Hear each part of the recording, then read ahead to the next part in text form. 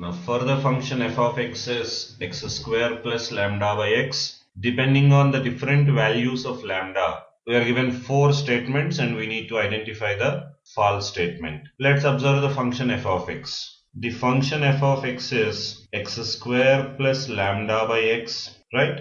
Now what is f dash x? When f of x is x square plus lambda by x, then f dash x is 2x minus lambda by x square. Derivative of 1 by x is minus 1 by x square. And we can also at the same place identify what is f double dash x. F double dash x is going to be 2 minus of minus plus 2 lambda by x cube, right? We have identified both f dash x and f double dash x. Now we need to check the maximum and minimum for different values of lambda. So for extremum values, the first condition must be first derivative f dash x must be 0, then 2x minus lambda by x square must be 0, or shall we say x is lambda by 2 whole to the power of 1 by 3, the cube root of lambda by 2, right? For this different values of lambda, we get different values of x. Now let's observe what happens when lambda is 16. When lambda is 16, we get x value as 2, 16 by 2, 8.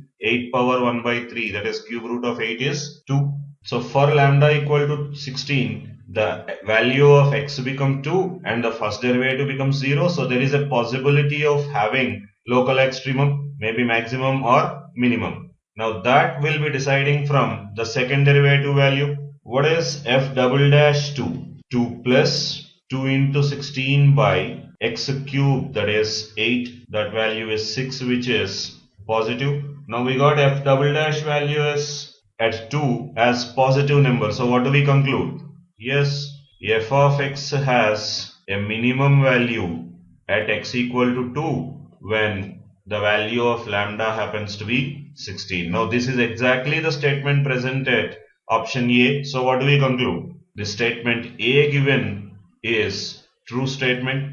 So let's go in search of a statement which is false in this. Now if you consider f double dash at lambda by 2 whole to the power of 1 by 3, that is the possible value of x where the first derivative is 0, then this happens to be 2 plus 2 lambda by 2, that would be 2 plus, as lambda gets cancelled, this is 4, and this value of 6 is independent of lambda because the lambda term is getting cancelled.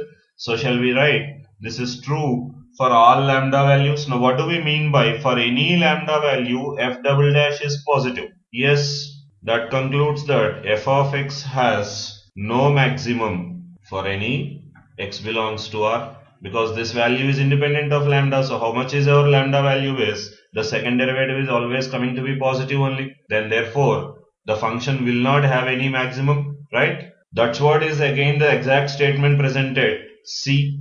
So can we conclude here that the statement C is also true? So this statement is also observed to be true. So we need to identify the false statement among B and D. Though the statement B is exactly opposite to that of C, and as C is true, therefore obviously we can identify the option B to be definitely false, because whatever the value of lambda is, we cannot have maximum. But let us verify the truth value of D also, so that we will be more comfortable. When the value of lambda becomes minus 1, then clearly f double dash x value, what will be f double dash x is when lambda is minus 1?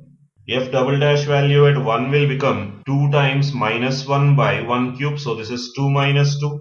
So second derivative becomes 0. So what do we mean by first derivative is also 0 and the second derivative is also 0? Yes, this concludes that f of x has a point of inflection at x equal to 1, because there the first derivative is 0, f dash 1 is 0, as well as f double dash 1 is also 0 when lambda becomes minus 1, and that's what is the condition present at D. The f of x has a point of inflection at the point x equal to 1 when the variable lambda value becomes minus 1. So this makes even the D statement is also true. So what is the correct option which satisfies the requirements of the question? The only false statement should be, yes, the option presented B, which is saying that the function has a maximum at x equal to 2 for the value of lambda being 16, right? That's a false statement.